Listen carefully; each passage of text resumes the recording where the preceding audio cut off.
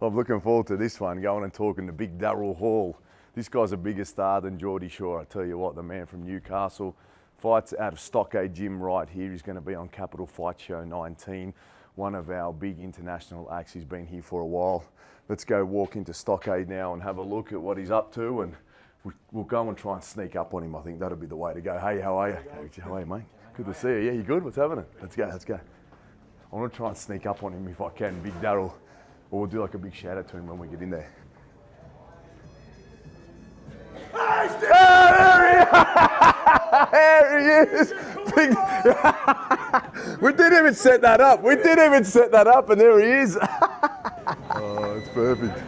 Ladies and gentlemen, big Daryll Hall, dazzling Daryll, Hollywood Hall. I'm not even sure what to call you, Daz, but more than anything, mate, we're happy to have you back. Welcome back to Australia. Thank you very much. You've been back for a week now, mate. Very exciting to have you back on shores. The first question I want to ask you, mate, how was your trip? And how was your training over there, and how have you mashed that into what you're doing here in Australia? The training back home has been fantastic. I've got some good, great coaches around me now. I've kind of knocked football, soccer on their head a little bit, and I've been concentrating on my boxing quite a lot. And I've got two great coaches back home, strength and conditioning coach Andy, and my boxing coach Paul Huber. They've been spending a lot of time with me, so I've trained like mad for this one. I haven't skipped any days where I've got a football training tonight. It's been boxing, strength and conditioning, so I've got no excuses in this camp at all. Going back to the trip, Steve, it's a horrible journey, mate. It's 27 hours straight through. Yeah. From start to finish, to getting in Canberra was 27 hours, and that was no breaks, boom. So, but yeah, it's been worth the trip, mate. We're very excited to have you back, mate. We can't wait to see you fight again. That's one thing I wanted to touch on. You've given me a bit of that answer, but I did see that going back 8 weeks, you've had a full camp, your boys have been pushing you hard, and it seems like it's been reasonably seamless to getting back here in Canberra, training with Gary, training with Andy Burnell, you've been training with Daniel Bryan, you've been sparring with Ben Edwards. It's been fantastic for you that you've had so much coverage with everybody to get straight back into it and get ready for what is a big fight in your career. Yeah, of course it is. Like I say, if I get through this one, I know there's a big show in June going to happen with yourselves and Nick. So I'll get through this one. There's an opportunity to get back on there. So yeah, like I say, the camp's been fantastic. A few little injuries as you do in boxing camps. Nothing major, so I've got no excuses. I've put the rounds in, and I'm ready to go, mate. And I'm grateful for the opportunity, you know. So it's not a lot for some people. He's coming to Australia, mate, from the other side of the world and having a fight. It's a big thing, and people don't understand how hard it is just to jump on a plane and go for a fight, you know. And I'm just grateful that it's been possible and it's happened. As soon as I got the phone call, I was done.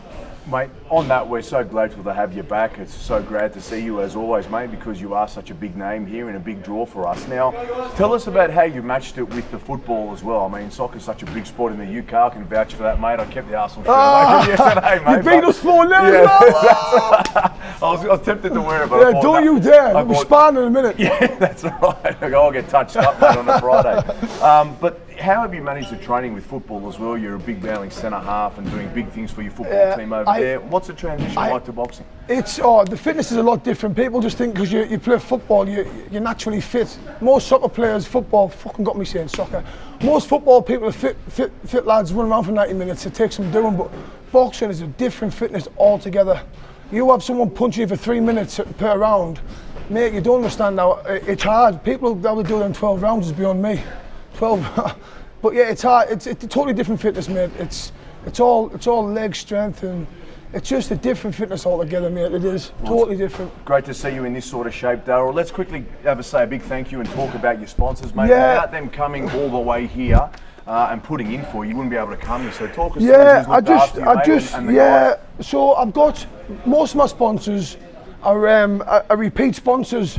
They're there all the time with me, you know, and they've paid for my flights, they've paid for my training camp, and they've made it possible, along with Nick and Adam Lovelock matching the fight, but they've made it possible to, like, I know I'm not going to be a big name in boxing, like the next world champion, but it's a dream that I've got. I want to go and do what I can in boxing, and that these sponsors make it happen, you know.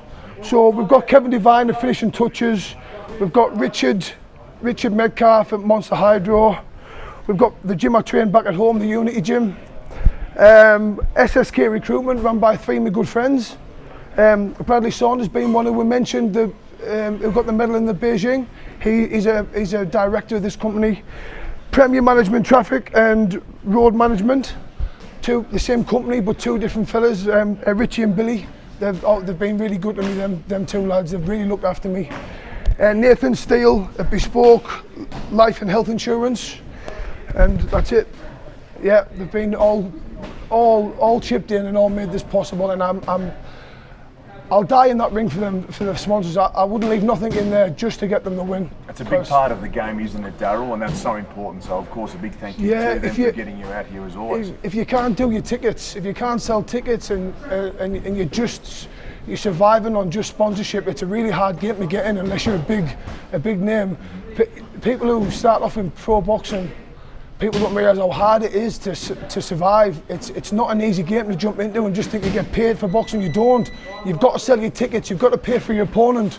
It's not an easy game to get into if you haven't got the backup or the tickets or whatever. You know what, Daryll? I'm glad you say that, because it's a sport that often gets a rap in that art. It's easy to just get in the ring, because how many times would you have heard the same way that I have, been involved in this game for almost 10 years now, is that, why don't you just put this guy with that guy? Why don't you just get that guy to fight that guy? Why doesn't Daryll just line up against Daniel Bryan and just fight him? It doesn't work that way. No, it's just not that simple as a game. There's so many A-sides, so many B-sides, so many promoters, so many gyms, so many boxers, so many journeymen, so many prospects. It's a really tough sport, and you just highlighted the fact that making it, and like in your case, getting a really good start to your professional career is not as easy as that, is it? No, it's not. Like I say, you get your last minute pullouts with your tickets, and you cheat you on fight night, you're running around collecting ticket money in, and it's honestly, mate, it's not as plain sailing as everyone thinks being the boxing career. It's really hard work from behind the scenes, really hard. Like I say, if you've got to sell your tickets to pay, fighting these journeymen's okay, but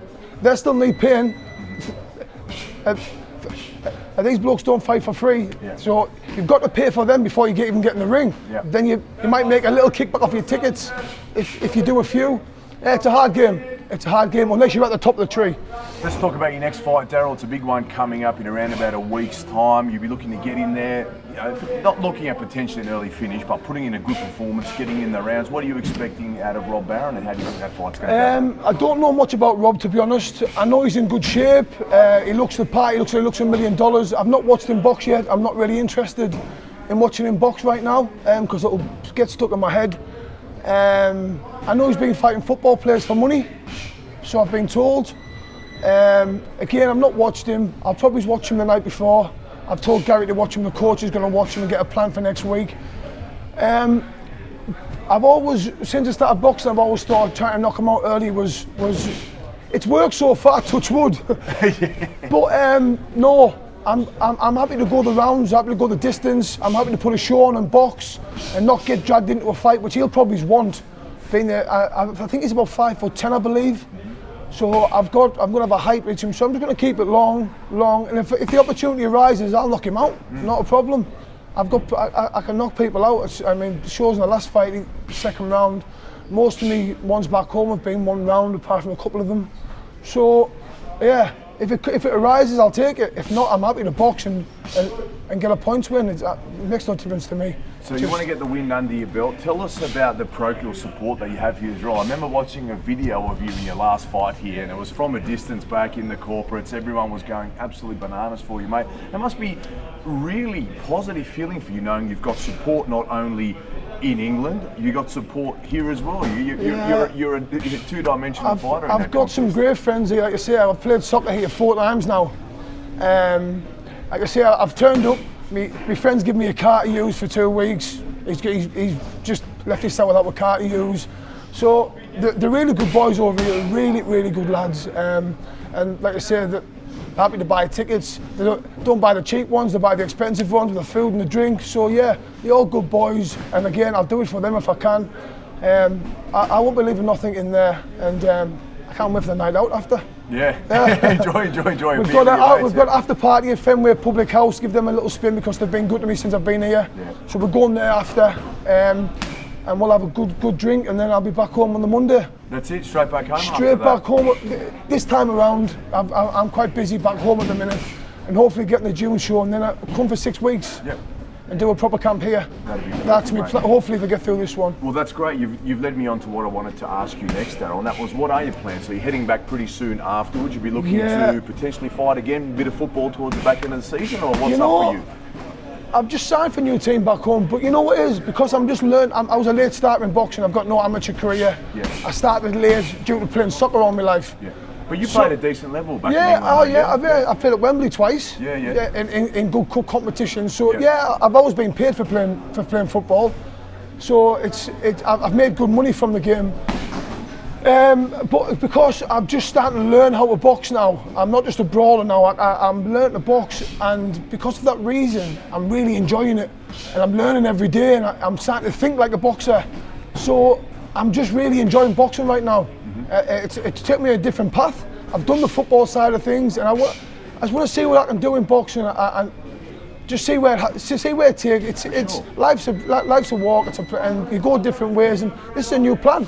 And see what happens. Like I say, I've got no major plans in anything I do. I take one step at a time, one day at a time. If I can get on the next show in June, so be it. I'll be over the moon. I'll take it with both hands and I'll train like mad. If I can't, we'll look at something else, you know? Yeah, look to get you on there, mate. I wanted to ask you a quick question, mate, about those tattoos. Are you a gambling man, my friend? I certainly am. Yeah? And I like it as well. Yeah. I like blondes with lipstick. So, yeah. I was curious to ask you about that, mate. So, in terms of the way that you fight and that sort of thing, and life in general, you like to take a risk. And in boxing in general, you've gone into this position where you're looking to take a risk on a different type of career, knowing you're a good footballer, but hey, let's have a crack at boxing. Yeah, You've like I done say, well so far. I was a late starter, but I've always been in the gym, you know, just hitting bags, never really been coached until the last 3 or 4 years when I started having a crack at it, fighting unlicensed back home. Yeah. And then I got a few wins under my belt, and people thought, well, he can box a little bit, let's try and coach him. And now I'm just picking it up. I know it's a bit late, but age is only a number for me. And I'm just happy to see where we go from here. And if I can get a few more fights under my belt and stay undefeated, that would be great. Something to tell the kids, and I'll be happy to call it a wrap at that. You know, I've got no major plans to go and be world champion, this, that, the other, but just to keep boxing. Get beat, you get beat. It's one of them things, but it'd be nice just to keep going. It's something to be proud of, you know. 100%, like you said, something to tell the kids, the grandkids, all that sort of stuff. He went there to play football. He went there to box. Yeah. He's got friends there. I'll take you there to meet them, and it'd be great. Daryll Hall. Talking about the tattoos, you've got to see this one because he's a good friend of mine as well. Yeah. Pablo Escobar. Yeah. I like it, mate. With the newspaper. See you later. See you later. See you later. Oh, well, mate, we wish you the very best, Daryll. It's been great talking to you, mate. Thanks for the time. Always a pleasure. Thanks for the banner too, mate. It's always good to have someone who can sit and have a great conversation, mate. So thank you. We look forward to wishing you the best. Have a good hit out, mate. Enjoy it more than anything. Safe trip back to England afterwards, and obviously we'll have a beer and afterwards and go from there, mate. Get you back here mid-year and sort it out from there. Daryll Hall, dazzling Daryll, Hollywood. He's Hollywood Hall now is what we're going to go with after that, mate. But thank you, boys. We wish you the best, mate. Thank you very much. Good on you. All the best. Cheers, mate, and you.